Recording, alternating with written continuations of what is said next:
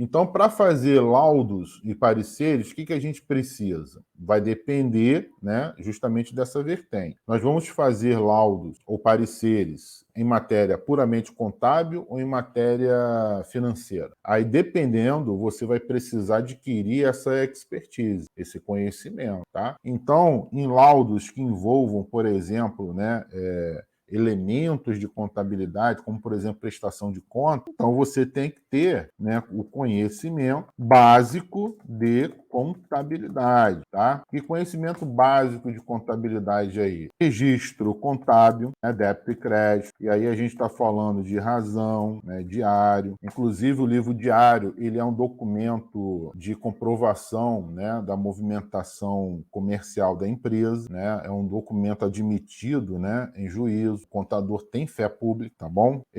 Demonstrações contábeis, certo? Então você precisa ter esse nível de conhecimento, tá? E quando a gente fala aí de registro contábil, razão, diário, demonstrações contábeis, a gente está entendendo aí que o contador ele precisa entender quais são os documentos que podem, né, serem admitidos como comprovante das operações, né?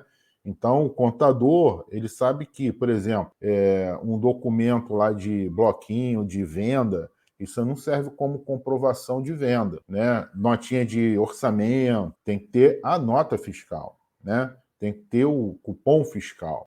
O recibo tem que ter determinados elementos, né? Então, o contador, né, na hora de fazer o registro contábil, ele examina esse documento para fazer a escrituração contábil. Então, o perito contábil, na hora, por exemplo, vai fazer prestação de conta, qualquer outra, né, perícia que envolva contabilidade mesmo, então precisa ter esse conhecimento, né? Porque, eventualmente, ele precisa analisar se o documento está registrado corretamente, se o diário está registrado corretamente, né? Então, ele vai precisar analisar esses documentos comprobatórios, analisar o contrato, saber se determinado documento, né, se determinada transação está lastreada ali, né, com a documentação correta. Eventuais cálculos, por exemplo, né, sei lá, ali de tributo, né, de desconto do INSS ali, da RPA, por exemplo. Então, essas coisas assim, o contador ele precisa ter conhecimento, tá? Agora, precisa ter conhecimento de custos? Não. Controladoria? Né, também não, tá? Agora, eventualmente, você precisa também ter conhecimento de tributo, tá? Tributos por causa ali dos tributos que serão contabilizados. Não referente à área tributária em si, que seria uma outra vertente, tá? Aí já ficaria mais na esfera mesmo do Tribunal Federal, né?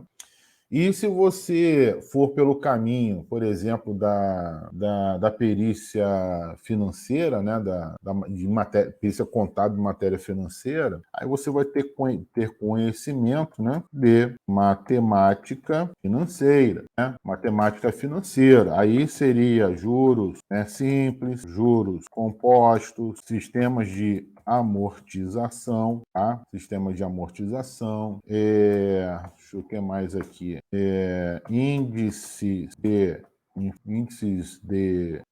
inflacionários, tá? Aí envolve, por exemplo, né, IPCA, INPC, Selic, né, também, né? Então são indicadores, são índices que podem ser utilizados em determinadas situações, né? Então ter conhecimento também de contratos bancários, né, de financiamento, né, de empréstimos, tá? Então, são conhecimentos que você vai precisar adquirir, tá bom? Esses são os conhecimentos, assim, digamos assim, mais básicos, que se você adquirir, você já consegue atuar, né, nesse mercado.